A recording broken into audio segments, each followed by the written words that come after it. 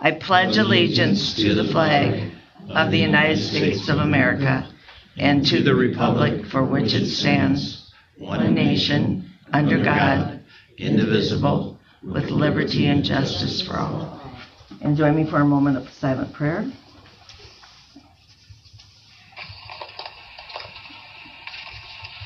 Amen.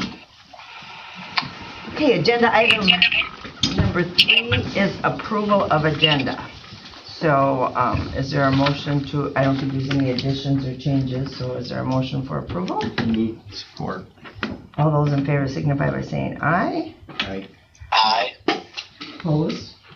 Motion carries. Great. Agenda item 4 is the time that we provide for citizen comments, and I know we have someone to address us today, and Gail, who lived in Orange City, Gail Van Grau, who lived in Orange City for, I don't know, lots of years. She is now a current resident in Alton, but she is going to be speaking for the Orange City Cemetery Group. So we welcome you here today, Gail. As Mayor Deb said, my name is Gail Van Grau. I have helped with the Cemetery Restoration Group for 2 years. It is important to me that West Lawn Cemetery is properly maintained. I have relatives buried there. In my opinion, cemeteries are a sacred space, and just like any other sacred property, taking good and proper care of it is important. Recently, a storm caused large tree branches to fall on monuments, and damage occurred. City employees helped with the cleanup, and I've been told they will do more there this week. The restoration group appreciates that. However, because the trees are old, we are concerned another storm could cause more damage. Our group is here to ask the city to remove the trees sooner rather than later. Yes, you've heard this request before, and we are asking again. The preventative measures of cutting down these old silver maples would demonstrate that the city of Orange City is doing something to preserve a sacred space. And I have a few photographs as this is Roger and Ruth working on a stone.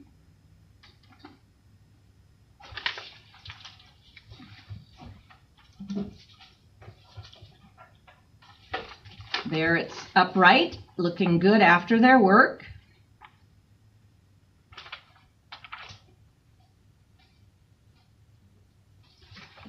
Here's branches down on monuments.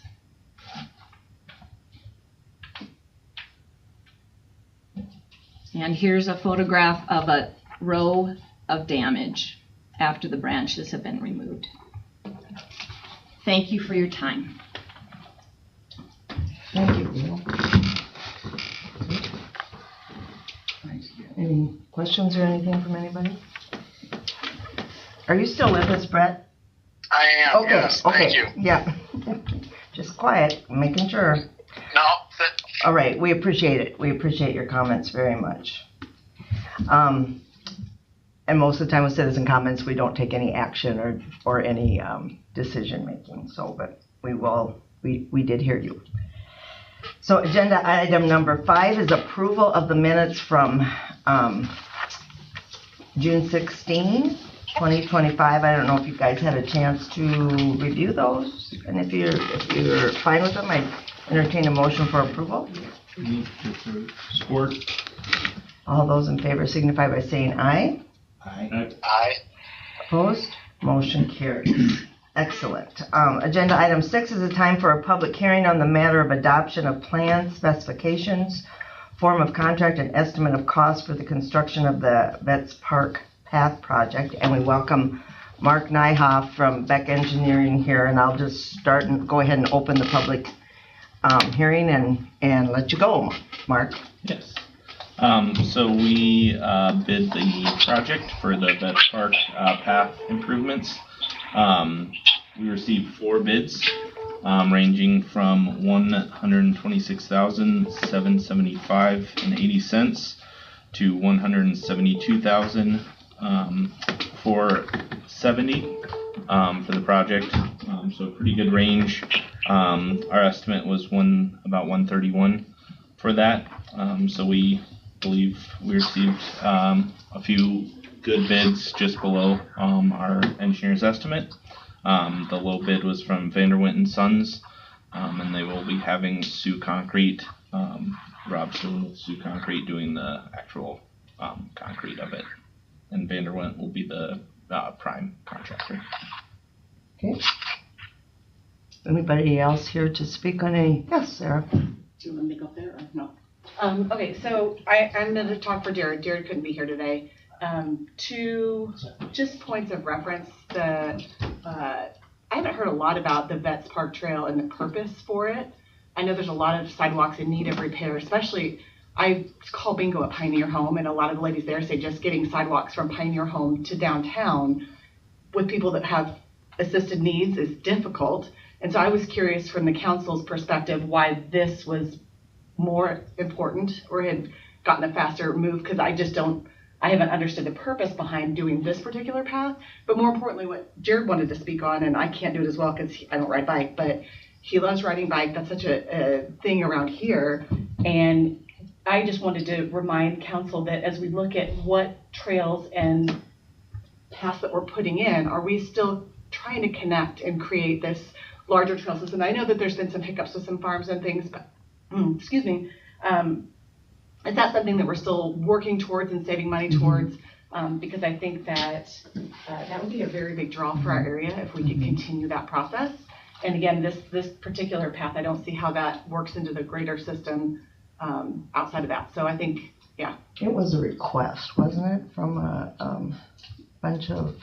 Well, it came from, it came as a letter request from people in the neighborhood, and just to actually finish what had been proposed previously, trying to get the what's kind of a high traffic area on Michigan especially was one concern, and also just create another recreational exercise loop, a half-mile loop that people could enjoy on the west side of town, where most of our emphasis more recently have been on things to the east side of town. So, well, Jared definitely spoke to that, and he had better things to say than me. I'm fumbling this all over the place, but like, have we ever discussed anything that would connect the east side of town to Puddle Jumper, like to get everything connected that way, to make it so it's efficient for everybody in town to use what we already created on that side? I just wondered if those conversations were happening, because I feel like that feels more purposeful for $125,000, and particularly also safety measures with Pioneer Home to downtown, which a lot of those ladies love to walk to, like parks and things. So I was curious. There was a committee, I know, that included members from Sioux Center and I'm aware of some of that too. Yeah, we had a committee that had looked at the connectedness. It was kind of a COVID grant that was available for a short time, and we weren't able to receive the clearance from property owners between the communities of Orange City and Sioux Center to create that trail. Regarding the connectedness of the rest of the community, that has been something that we have continued to discuss about how do we do that, what are the best ways to do that.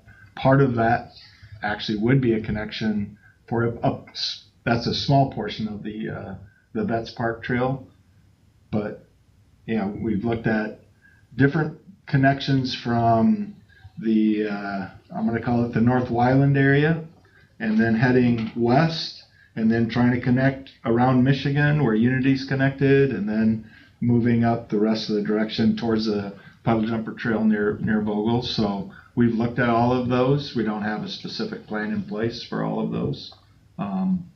But this one was brought up as a request for both safety and also for just the recreational opportunity that it provides. So Yeah, I just, sure. Excuse me, there was also, it was brought up, one of the things was there's a fair number of kids on bikes that are going to the ball diamonds to play. And there's a fair amount of kids in that area that are coming to the OCCS playground where some of the city rec programs happen. So that was part of the rationale there too, that I know we talked about. I just remember when we discussed the other trail, you didn't agree with that same statement you just made with kids on bikes on roads, that it did Well, need. it's a difference in volume. Yeah. I mean, day and night difference. Well, There's a few out there, That's approved too. there's many over here. Yeah. All you have to do is go to the ball diamond and see all the bikes there. well, I know. Yeah. So anyway, that's a little bit of the history. So, so Mark, you are, well, I guess everybody's sitting, everybody's recommending, awarding that to Vanderwent and Sons, Yes. correct? Correct. And that will be a completion date of end of September. Oh, for sure, Yep. end of September. Yep. That'll be good. So any other comments or questions? Just a note, the path will include a connection to Michigan on the south. So to try to draw people off of the street onto the trail, and then also on the east side as well. Okay. I'll go look at it when it's done, since I can't visualize things. But I trust you, Mark. That's good.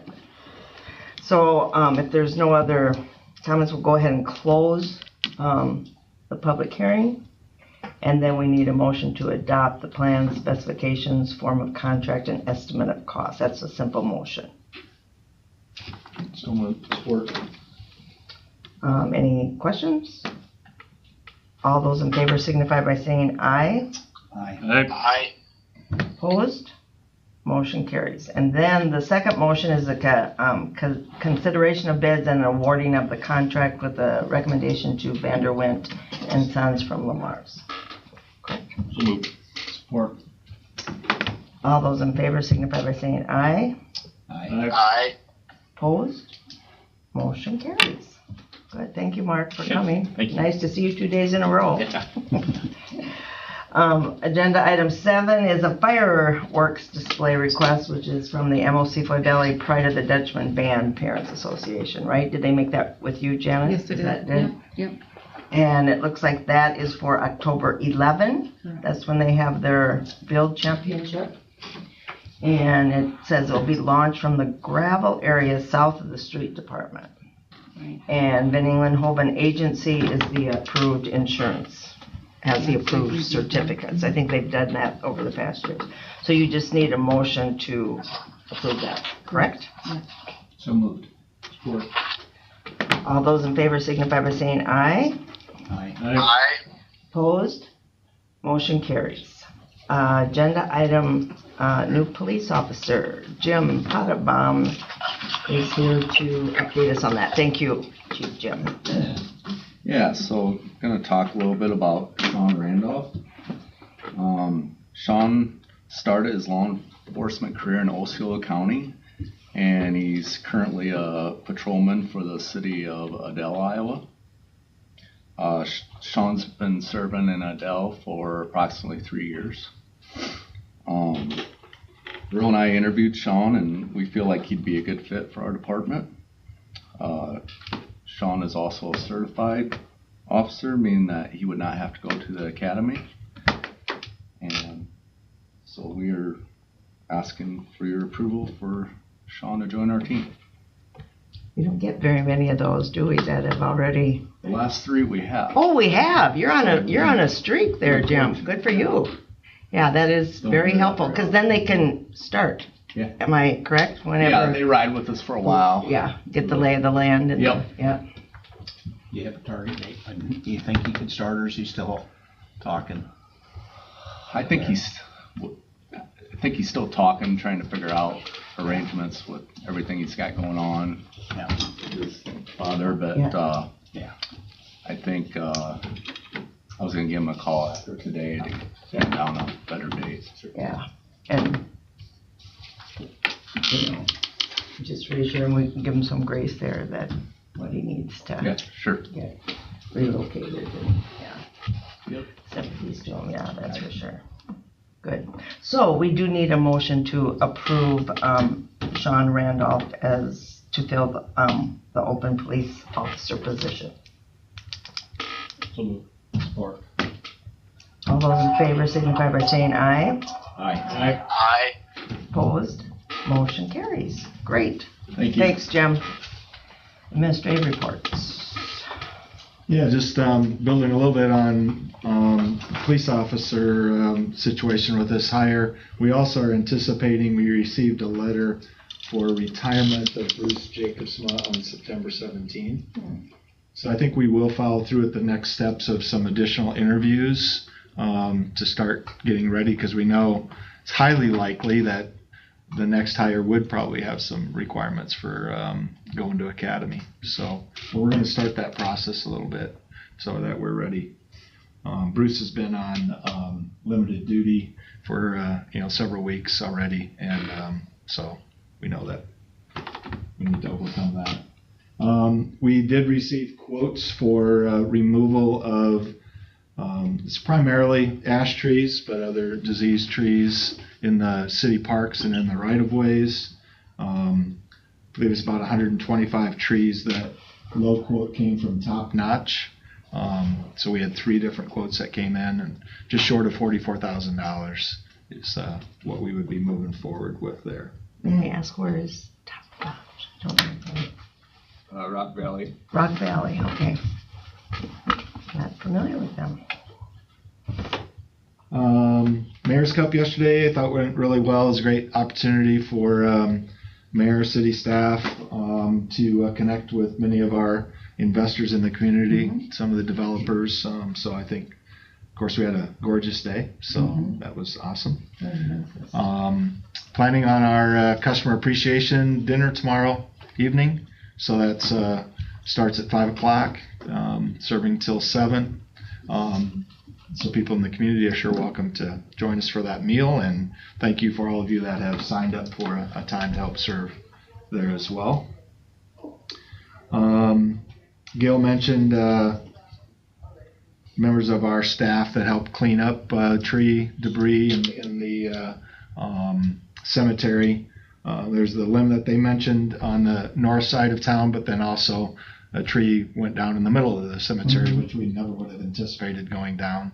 And there were other places in the city parks and other city areas, but we really saw just the community all come together as far as cleaning up, and didn't take that long to really get the community cleaned up. The park department guys are going to be meeting with the cemetery restoration group tomorrow morning and begin doing the work that our guys can assist with heavier work and repair of the stones that are possible. So appreciate Jackson and Noah taking a lead on that. Puddle Jumper Parks run into a few rain delays, but they're there when they can be, and continue to move the shelter house forward. We're still in the curing process with the pickleball court, so it'll be for sure later in July before those are open. Similar on the trail project along St. Paul, kind of been rain impacted. Question has come up about what about that stop and go lights during Ragbri. So Vanderpool is going to cease work for a few days, get the street cleaned off, take the lights down for those few days over that weekend, so that the street will be open both ways during the Ragbri weekend.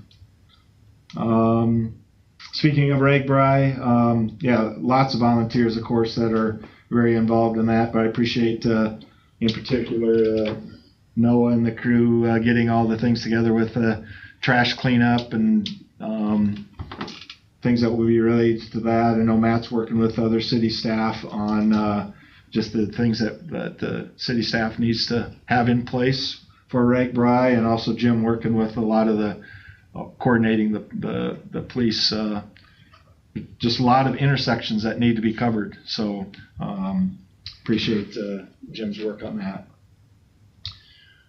A couple of projects around town. Obviously, Quick Star's underway. We saw some activity at the Old Ned's today. They're supposed to start construction work on Monday. So that project is moving forward. Planning and zoning meeting Thursday morning at 7 to approve the plat for Out West. So that project continues to move forward. Just a reminder, we've been dealing with a lot of stormwater challenges and the impacts that has on our sanitary system and people's properties. Just a reminder that sump pumps cannot be pumped into the sanitary system. So hopefully the community members are assisting with that. But also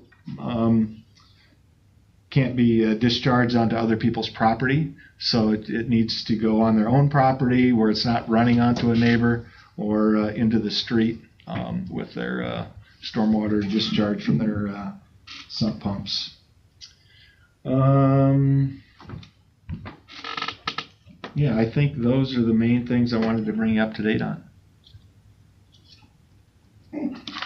May I make a question on that? Is there a law that Orange City has or postulate on that about the pumping? Yeah, I presently pump 7 sump pumps, people's property and everything else. My sump pump, I burned up 11 sump pumps in 8 years because I pump everybody else's sump pump because it goes into the property and not to the street. Mine goes to the street. So is there a statement any place? Yeah, we have limitations on sump pump into the sanitary sewer. I believe that starts in October, Matt, and goes through March. So it needs to be discharged on the streets from April through September. Yeah, I knew that. I just wondered if there was a law. Because I've never seen It's a an ordinance. law. It's part of our ordinance. Part of our ordinance. Yeah. Yep. Because I've researched nearly everything else. Yeah. I It's know there. about permeability and hydraulics and the rest of that issue. Yeah, but where people are pumping the water out of their homes onto their own property, it needs to make sure it's not discharging onto somebody else's property. It should go into the street. And a separate problem which the city is not aware of, but people pump it into old tile systems, and those tile systems are blocked. So that's when the hydraulic problem comes in. Yeah, I'm not familiar with. I am very familiar. Janet, did you have anything? Chief Dan? Couple things. We went and inspected the ladder down in Nebraska. Everything went real well. A couple minor things we found.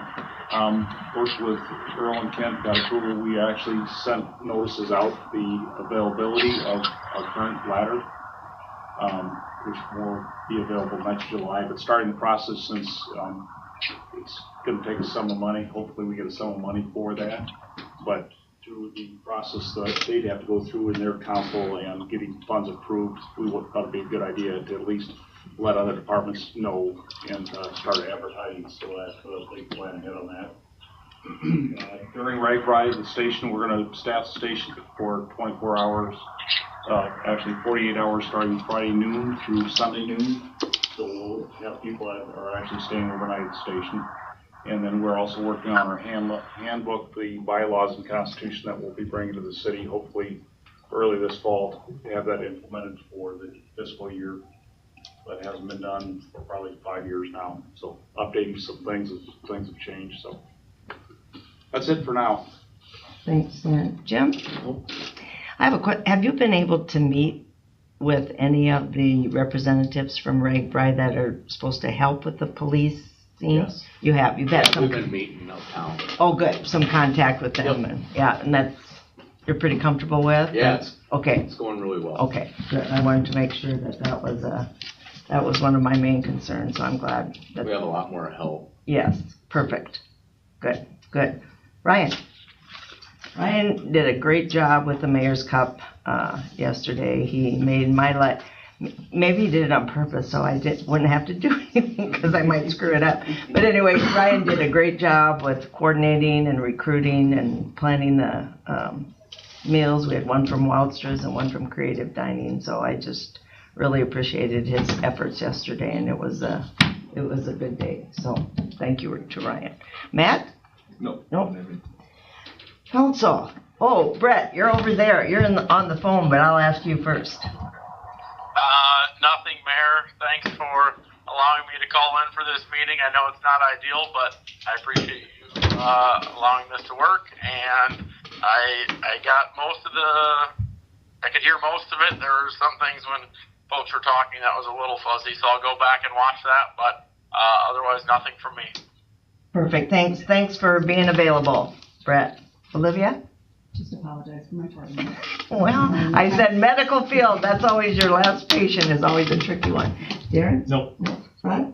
Nothing. Nope. And I don't have anything either except that, yeah, it's kind of a busy city week with the Mayor's Cup and having a noon meeting and then our customer appreciation picnic tomorrow. So we pray for good weather and please come out and continue to celebrate Orange City.